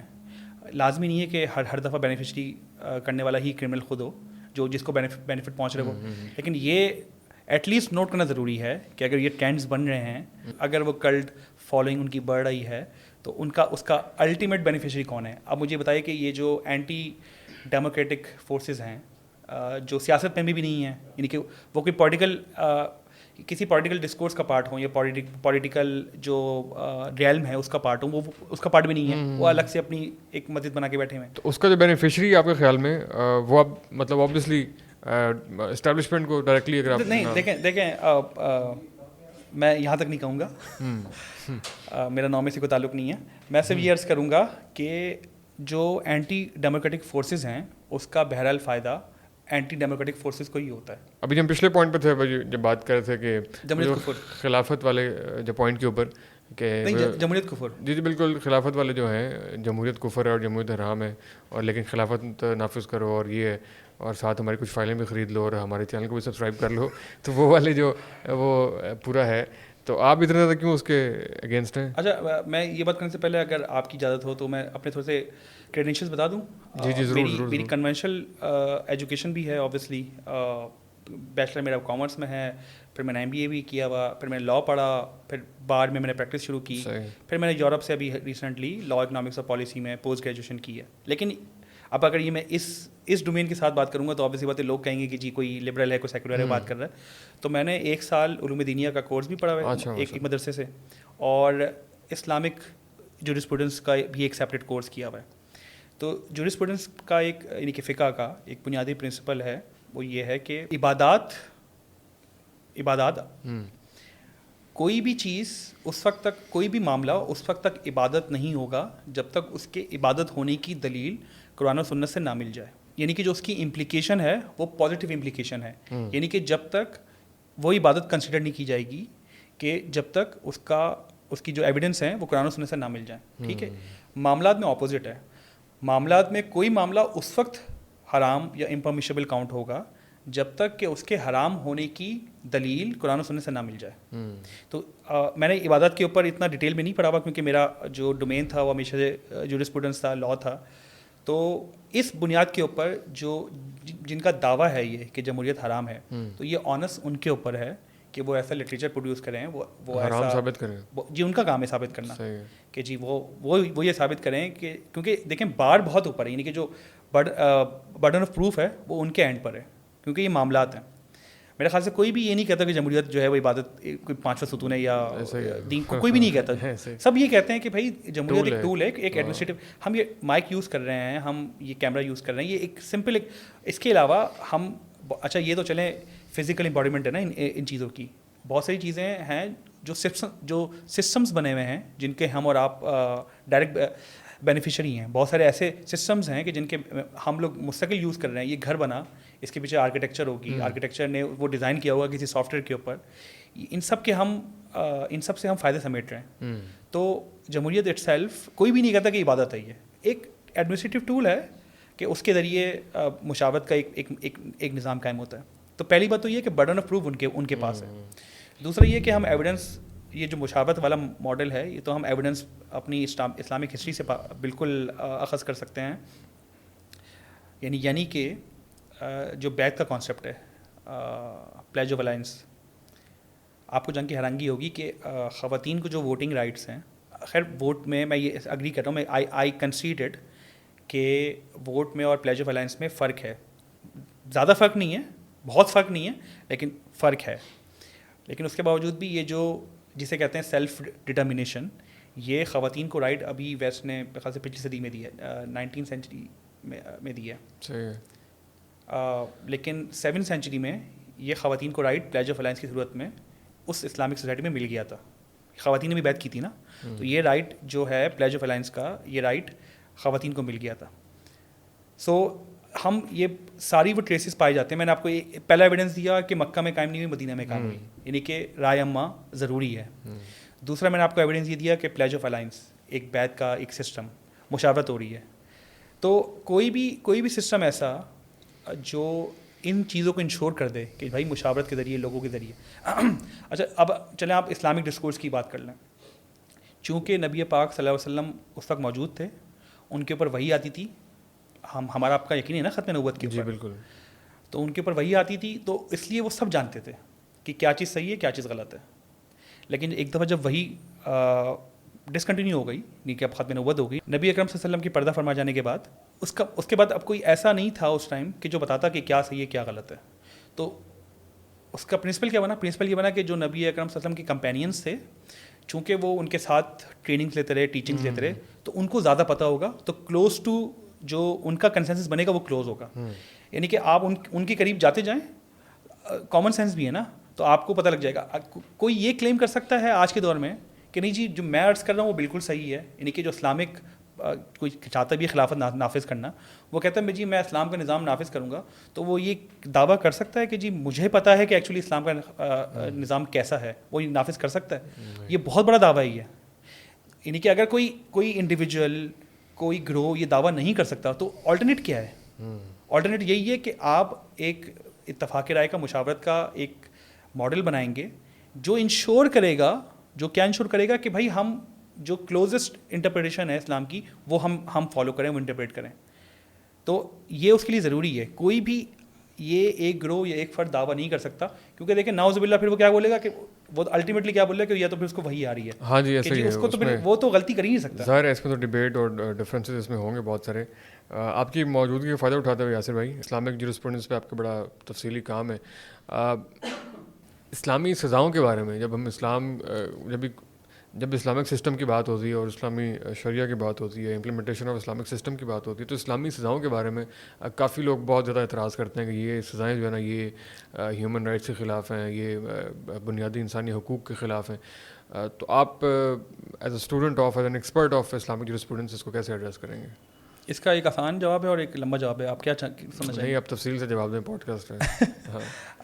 اچھا، اس میں آپ نے کہا بنیادی انسانی حقوق، تو یو این کی کچھ کنونشنز ہیں، یو این کی کچھ ریزولوشنز ہیں. ایک کنونشن ہے سوشل، کلچر اور اکنامک رائٹس کے اوپر، ایک کنونشن ہے ہیومن رائٹس کے اوپر. تو بہرحال وہاں سے کچھ ٹریسز ملتے ہیں. لیکن یہ جو ہیومن رائٹس کی ڈیفینیشن اٹ سیلف ہے، اس کے اوپر کہیں دنیا میں کوئی کنسنسس نہیں بنا ہوا کہ بھائی یہ دنیا میں 8 ارب کی آبادی، ان میں سے 4 ارب سے زیادہ لوگ جو ہیں وہ کسی ایک ڈیفینیشن کے اوپر رائے انہوں نے قائم کر لی ہو.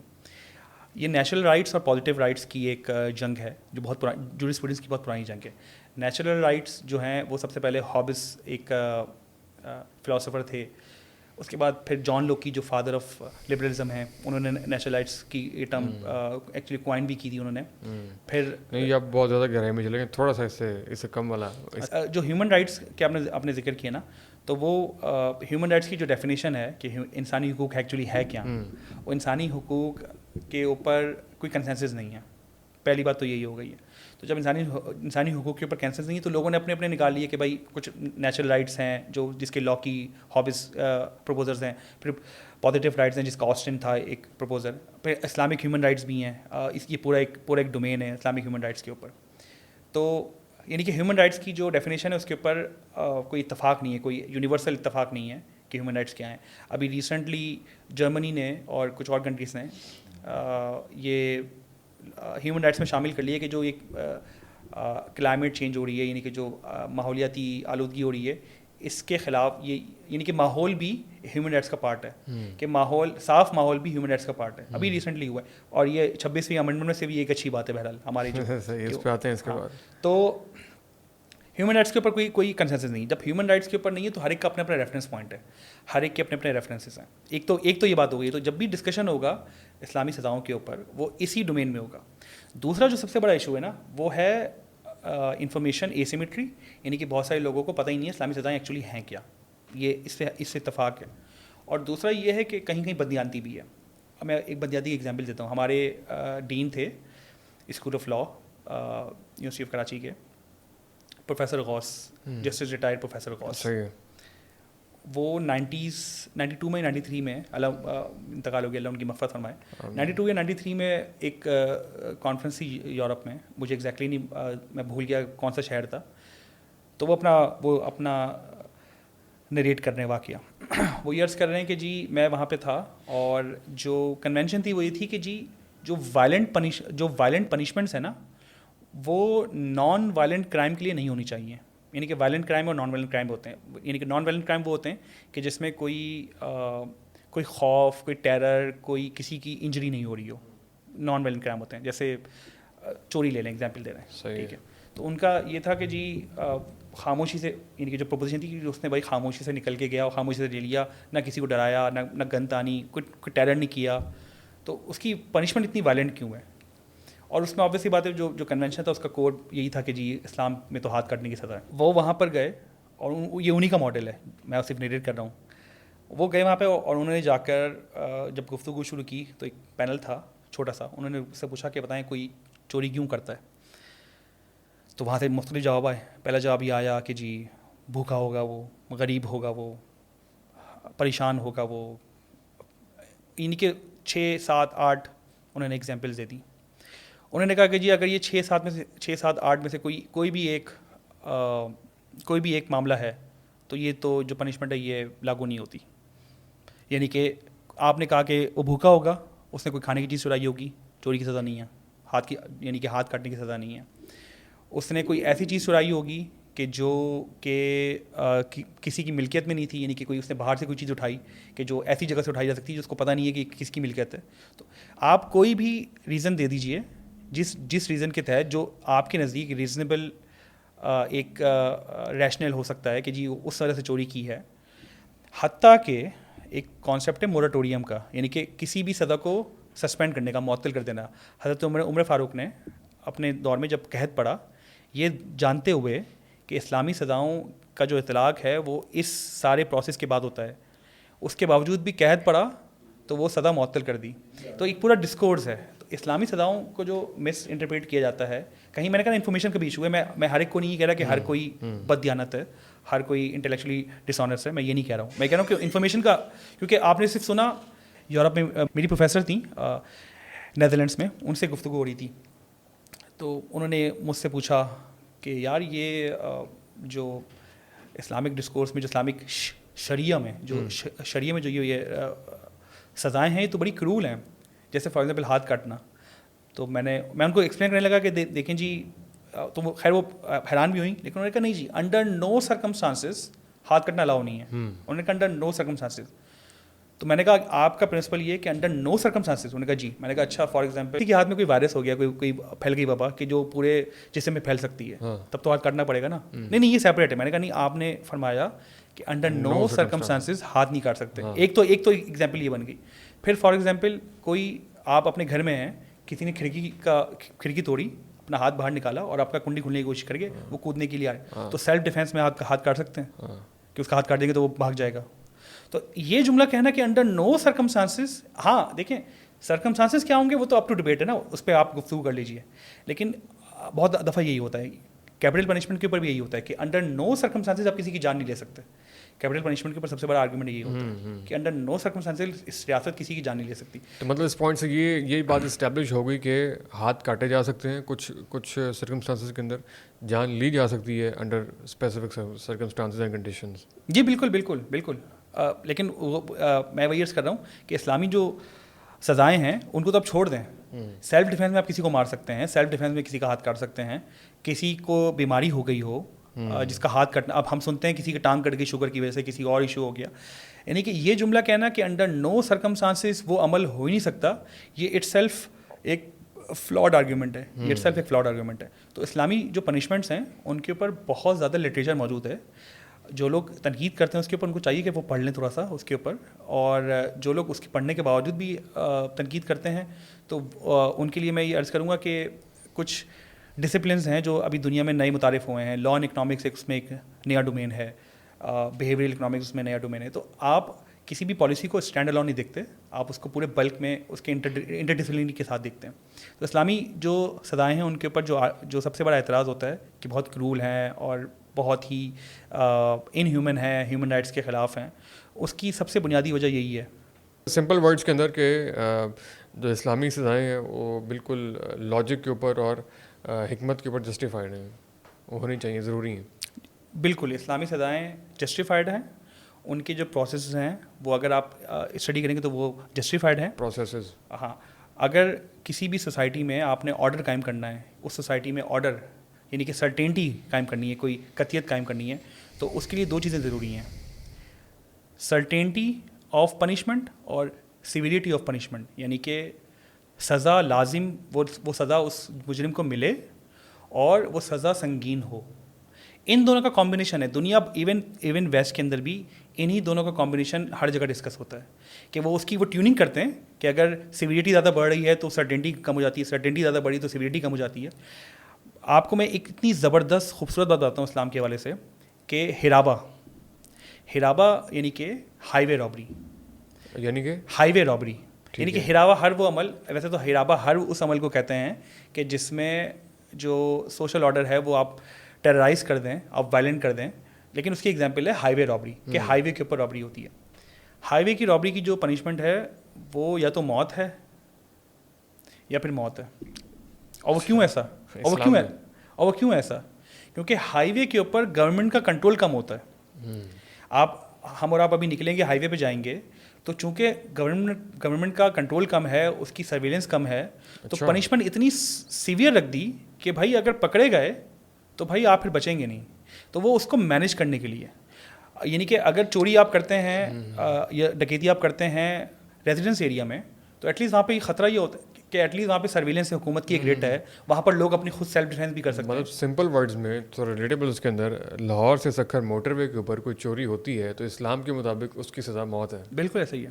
کوئی ڈکیتی ہوتی ہے وہاں پر, چوری نہیں, کوئی ڈکیتی ہوتی ہے تو اس کی سزا اسلام کے مطابق موت ہے. اور اس کی حکمت آپ نے بتائی کہ وہاں پہ کیونکہ گورنمنٹ کا اور باقی اسٹرکچر جو کمزور ہے. دیکھیں ابھی کچھ عرصے پہلے ایک بہت ہی اندھوناک واقعہ ہوا تھا موٹر وے کے, بالکل ہوا تھا, خاتون کے ساتھ جو واقعہ ہوا, تو اس کے اوپر سب لوگوں نے یہی کہا کہ اس کو لٹکا دو. یہ ضروری ہے لٹکانا, لیکن سرٹینٹی بھی ہونا ضروری ہے کہ اس کو سزا ملے گی. یہ دونوں کام ریاست نے بیک وقت کرنے ہوتے ہیں. ہوتا کیا ہے کہ ایک طبقہ یہ کہتا ہے کہ جی سنگین سزائیں بنا دو, دوسری طرف ایک طبقہ کہتا ہے کہ جی آپ یہ میک شور کریں کہ پنشمنٹ اس کو ملے. یہ دونوں چیزیں ایک ساتھ لے کے چلنا ضروری ہے. اور اسلام کی جو پورا اس کا فوجداری نظام ہے وہ انہی چیزوں کو انشور کرتا ہے. اور میں پھر بات اپنی عرض کروں گا کہ یہ جو سزائیں ہیں, یہ ساری اس کی امپلیمنٹیشن ہے, یہ کام وہی گورنمنٹ کر سکتی ہے کہ جو مینڈیٹ سے آئی ہوئی ہو. یہ کام وہی کر سکتی ہے کہ جس کو عوام نے خود ووٹ دے کے پہنچایا, اس کی پراپر ریٹ بھی ہو مینڈیٹ کے مطابق. اور وہ بھی بالکل صحیح ہے. اصل بھائی لاسٹ میں ایک بڑا امپورٹنٹ آج کل کا ایشو ہے 26ویں ترمیم, 26 امینڈمنٹ جو ابھی آئین کے اندر ہونے جا رہی ہے. اچھا ویسے ہم نے اس سے پہلے 17ویں ترمیم میں بہت ڈبیٹ سنی تھی, 18ویں ترمیم میں بہت ڈبیٹ سنی تھی, 19ویں ترمیم میں بہت ڈبیٹ سنی تھی. اس کے بعد یہ ایک ایسی ڈبیٹ ہے 26ویں آئینی ترمیم جس کے اوپر ایک بار پھر بہت بڑی ڈبیٹ ہے اور ایک ڈیڈ لاک نظر آ رہا ہے ہمارے بڑوں کے مابین. تو آپ جو بتا رہے ہیں, آپ بلکہ آپ نے ورڈ یوز کیا کہ یہ سب سے خطرناک ترمیم ہونے جا رہی ہے 26ویں ترمیم. ایسا کیا خطرناک ہے اس کے اندر؟ اس میں جو خطرناک یہ ہے کہ جمہوریت جو ریلائی کرتی ہے وہ کرتی ہے پولیٹیکل پاور کی ڈسٹریبیوشن کے اوپر. یعنی کہ پاور کنسنٹریشن نہ ہو, پاور ایک جگہ جمع نہ ہونی پائی ہے, تو پھر تو وہی ڈکٹیٹرشپ ہو جائے گی نا, مونارکی ہو جائے گی, بادشاہت ہو جائے گی. اگر پاور ایک ہی کے پاس ہے تو وہ بادشاہت ہو جائے گی. تو وہ اس کے لیے کیا کرتی ہے, اس کے لیے ہمارے پاس پارلیمنٹ ہے, اس کے لیے ہمارے پاس عدالتیں ہیں, اور اس کے لیے ہمارے پاس ایگزیکٹوز ہیں یعنی کہ حکومت ہے. تو یہ تینوں ایک دوسرے کو چیک اینڈ بیلنس میں رکھتی ہیں. اس ترمیم کے بعد ہونا یہ جا رہا ہے کہ جو عدالت کا ڈائریکٹ کنٹرول ہے وہ پارلیمنٹ کے پاس آ جائے گا. عدالت کا ڈائریکٹ کنٹرول, حد تک کہ کچھ اس کی امپلیکیشن ایسی ہیں کہ فیصلے تک کا کنٹرول پارلیمنٹ کے پاس ہوگا. کیوں ہوگا؟ کیونکہ پارلیمنٹ آئینی ججز کو اپوائنٹ کر رہی ہے, اور آئینی ججز یعنی کہ جو ججز کی تقرری ہے وہ چونکہ پارلیمنٹ کر رہی ہے تو پارلیمنٹ کے پاس اختیار ہے. اور جو پارلیمنٹ ہے آپ کو پتہ کیسے بنتی ہے وہ ایسے, ایک تو پاکستان میں جو ہے نا پورے کے پورا جو اسٹرکچر ہے ہمارا وہ چند اپوائنٹمنٹ سے گھر گھوم رہا ہوتا ہے. جی, تو اس میں چاہے وہ عدالت کی ہو چاہے وہ کسی اور کی ہو. اس میں 2 سے 3 خطرناک باتیں. پہلے تو میں نے آپ سے عرض کر دی ہے کہ سب سے بڑی خطرناک بات یہی ہے کہ پارلیمنٹ کے پاس جو پاور آ جائے گی وہ انپریسیڈنٹڈ ہوگی. اور پارلیمنٹ کیسے بنتی ہے, دیکھیں یہ اگر یہی پارلیمنٹ لوگوں کے مینڈیٹ سے آتی, میں اعتراض نہیں کرتا کہ بھائی آپ نے خود کنویں میں کودنے آپ کود گئے. یہ تو پارلیمنٹری مینڈیٹ سے نہیں آئی ہوئی نا لوگوں کے, اور 2/3 میجورٹی بھی نہیں ہے اس کے پاس. تو پہلا تو ایشو ہو گیا. اور پارلیمنٹ دیکھیں چونکہ جو محکمہ پارلیمنٹ کنٹرول کرتا ہے وہ پھر عدالتیں کنٹرول کر لے گا. ابھی کیا ہے ایٹ لیسٹ کہ عدالتیں انڈیپینڈنٹ ایک حد تک ہیں. آپ اس سے اختلاف کریں گے کہ جی آپ اپنی جو کمیونٹی اس کے بارے میں سائڈ لے رہے ہیں, لیکن میری رائے میں عدالتیں ایک حد تک آزاد ہیں, انکلوڈنگ قاضی فاضی صاحب. دیکھیں یہ آپ نے فرینڈلی فائر کر دیا, میرا خیال ہے کہ کچھ بائسز تو ہر جگہ ہوتے ہیں, تو وہ بائسز اپنی جگہ اور ان کے فیصلے پہ تنقید, کیونکہ تو خود پروویژن موجود ہے. لیکن یہ کہ بارہ مجھے افسوس ہے کہ ان کو ایک زمانے میں بڑا آئیڈلائز کیا گیا تھا اور ایک اسٹرانگ پرسنالٹی تھی, بہت ساری خوبیوں کا مالک, لیکن اس ٹائم وہ بڑے بدترین اس کا بڑی ملائن ہو رہے ہیں بیچارے. اور نہیں بیچارے, مطلب یہ تو ان کو خود سوچنا چاہیے تھا کہ انہوں نے واقعی بہت سارے ایسے ڈیسیجنس کر دیے ہیں کہ ہم پھر واپس جانا بہت مشکل ہو جائے گا اس سے, اور ایسے ڈیسیجن ہو چکے ہیں. تو 26 ترمیم کا پہلا تو سب سے خطرناک بات یہ ہے. دوسری خطرناک بات یہ ہے 26 ترمیم کی کہ جو سیکیورٹی فورسز کے فنکشنز ہیں ان کے اوپر کوئی پٹیشنز نہیں ہو سکتی, یعنی کہ آپ آج مسنگ پرسنس کے اوپر یا کوئی کسی ابیوز کے اوپر, کسی سیکورٹی فنکشن کے ابیوز کے اوپر آپ کیس فائل کر سکتے ہیں, اور یہ آپ کے پاس رائٹ ہے, آئینی رائٹ ہے. اس کے بعد یہ رائٹ آپ کے پاس سے چھن جائے گا. اچھا, کہ آپ, اور وہ بھی لفظ فنکشن کا استعمال ہوا ہے کہ فنکشن تو بہت سارے ہوتے ہیں, پولیس کا بھی فنکشن ہے, ملٹری کورٹس کے بھی, اور باقی ساری چیزیں بھی اس کے اندر آ جاتی ہیں. یہ پورا ایک پیکیج ہے, مطلب بہت ہی پرابلمٹک پیکیج ہے. لیکن اصل یہ دو ہے. اور تیسرا تھوڑی سی ٹیکنیکل بات ہو جائے گی, لیکن ہمارا پورا جورسپروڈنس چینج ہو جائے گا. ہمارا کامن لا کا پورا ایک پریسیڈنٹ ہے, تو اس کے آنے کے بعد سے آئینی کورٹ ایک سیپریٹ اینٹی ہوگی, سپریم کورٹ ایک سیپریٹ ہوگی. آئینی کورٹ سپریم کورٹ کے فیصلوں کی پابند نہیں ہوگی, لیکن سپریم کورٹ آئینی کورٹ کے فیصلوں کی پابند ہوگی. تو ایک بہت ہی کمپلیکس سسٹم انٹروڈیوس ہونے جا رہا ہے کہ جس سے ہمارا پورا جورسپروڈنس چینج ہو جائے گا. ابھی ویسے انصاف نہیں ملتا, ابھی اتنی کمپلیکسٹیز ہیں کہ ان کمپلیکسٹیز کی وجہ سے ویسے انصاف نہیں ملتا ایک عام فرد کو. تو اس ترمیم کے ہونے کے بعد جو ہماری جورسپروڈنس کی پوری نیچر چینج ہو جائے گی. اس کے بعد کیا آئیں گے. اور اس ٹائم پہ اس ترمیم کو لے کے پارٹی پوزیشن کیا ہے, کون سی پارٹی اس کے حق میں, کون سی مخالف ہیں؟ میرا خیال ہے کہ پی ٹی آئی مخالف ہے اس کی صرف, اور پی ٹی ایم بھی میرے خیال سے مخالف ہے. پی ٹی ایم کی سیٹس ہیں اس وقت پتہ نہیں ایک آدھی بھی ہے, لیکن اگر مطلب پی ٹی آئی کے بعد کوئی دوسری پارٹی نہیں ہے. اگر آپ پی ٹی آئی کے بعد سیدھا پی ٹی ایم پہ چلے گئے ہیں تو اس کا مطلب درمیان والی ساری پارٹیز جو ہیں وہ دوسری سائڈ میں ہیں. ایسا ہی ہے, نون لیگ, پیپلز پارٹی, پی نون لیگ وہ دوسری سائڈ پہ ہی ہیں. جے یو آئی کی سمجھ نہیں آ رہی ابھی کیا ہے, لیکن جے یو آئی نے بہرحال ایک اسٹینڈ تو لیا ہوا ہے. اور جو میں نے ان کی اسپیچز سنی ہیں ان کے لیڈران کی, تو وہ انہی دو ایشوز کے اوپر زیادہ بات کر رہے ہیں کہ یہ دو شکوں کے اوپر, ہاں, کہ جو فنکشن نہیں یہ فنکشنس کے اوپر بات کریں زیادہ, کہ یہ جو سیکورٹی فورسز کے فنکشنس کے اوپر آپ نہیں کر سکتے پٹیشن, تو یہ ان فنکشنس کے اوپر بات کریں. حالانکہ بہت ہی بدقسمتی کی بات ہے کہ جو 19ویں اور 18ویں ترمیم کا کریڈٹ تھا وہ پیپلز پارٹی بہت زوروں سے اپنے اوپر لیتی تھی, اور کسی حد تک ان کو ملتا بھی تھا کہ بڑی انہوں نے کنسنسس ڈیولپ کیا. انہوں نے آرٹیکل 58(2)B کو ختم کیا, انہوں نے چیف ایگزیکٹو کی پاور کو بحال کیا, انہوں نے جو آئینی ادارے ہیں ان کو کافی حد تک بڑا ٹھیک ٹھاک اس پہ قانون سازی میں کام کیا. اب مجھے نہیں پتا کہ رضا ربانی صاحب کے اوپر اس ٹائم کیا بہتری ہوگی, جنہوں نے اس پورے کام کے لیے بڑی محنت کی اور بڑی اچھے طریقے سے اس کو امپلیمنٹ بھی کیا. اور بہرحال ان کی ایک رسپیکٹ بہت سے حلقوں میں across the parties, Peoples Party کے لیے کبھی بھی کوئی نرم گوشہ پیدا نہیں ہوا, لیکن رضا ربانی کے لیے بہرحال ایک رسپیکٹ ہمیشہ سے رہی ہے انہیں اسی طرح کے بہت سے اور بھی پرنسپل سٹانسز کے اوپر. تو پیپلز پارٹی اگر اس کی سب سے بڑی جو ہے وہ ایڈوکیٹ بنی ہوئی ہے اس ٹائم پہ, تو یہ بہت بڑی بدقسمتی بھی ہے. اور پیپلز پارٹی کے جو بہت سے نظریاتی ورکرز ہیں, نظریاتی ورکرز, کلٹ فالوورز نہیں, بھٹو کے اور بے نظیر کے پرستار نہیں, نظریاتی ورکرز, ان کے پاس تو میرے خیال ہے اس کے بعد اب کوئی جواز رہ نہیں گیا کہ وہ نظریاتی طور کے اوپر پیپلز پارٹی کو سپورٹ کریں, کیونکہ ان کا سب سے بڑا جو ٹیک تھا, جو سب سے بڑی ان کی ایک طریقے سے اسٹرینتھ تھی, وہ تو یہ تھی کہ ڈیموکریسی کے لیے کام کرتے ہیں, آئین کے لیے کام کرتے ہیں, قانون کے لیے کام کرتے ہیں, اور بہت بڑے بڑے ان کے پاس ٹیکنوکریٹس اور اسٹالورٹس جو ہیں وہ قانون کے موجود ہیں, سینٹ کے اندر بھی اور قومی اسمبلی کے اندر بھی. لیکن اس ٹائم کے اوپر جو سچویشن بڑی ڈفرینٹ ہے, بلاول صاحب خود آگے فرنٹ کے اوپر آگے جو ہے وہ اس کا سپورٹ کرے. بالکل ایسا ہی ہے, بالکل ایسا ہی ہے. تو یہ بہرحال پیپلز پارٹی کے کردار کے اوپر ایک بڑا سوالیہ نشان ہے. بہت شکریہ یاسر بھائی, بڑا اچھا لگا آپ سے گفتگو کر کے اور آپ کے خیالات جان کے. بلکہ میں آپ کو اس موقع میں یہ بھی ریکویسٹ کرنا چاہوں گا کہ ہماری تو خیر پورا ایک جو پوڈ کاسٹ کی جرنی ہے, پورا ایک مشن ہے, ہم چاہتے ہیں کہ آپ جیسے لوگ جو ہے نا مائک کے اوپر آئیں اور اپنا چینل بھی اسٹارٹ کریں, اپنی پوڈ کاسٹ بھی اسٹارٹ کریں.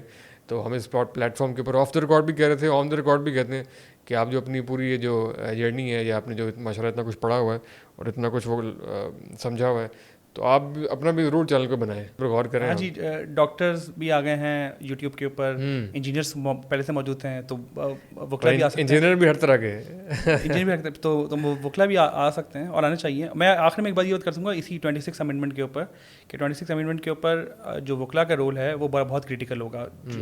اور کیونکہ وکلا نے ہمیشہ आइन की सरबरंदी के लिए, सिविलियन सुपरमेसी के लिए, कॉन्स्टिट्यूशन सुपरमेसी के लिए हमेशा मुहिम चलाई है। इफ्तिखार चौधरी की हो या फिर जो डोगर केस हो माजी के, या आसमा जहांगीर जो साहिबा थी उनका पूरा एक रोल हो।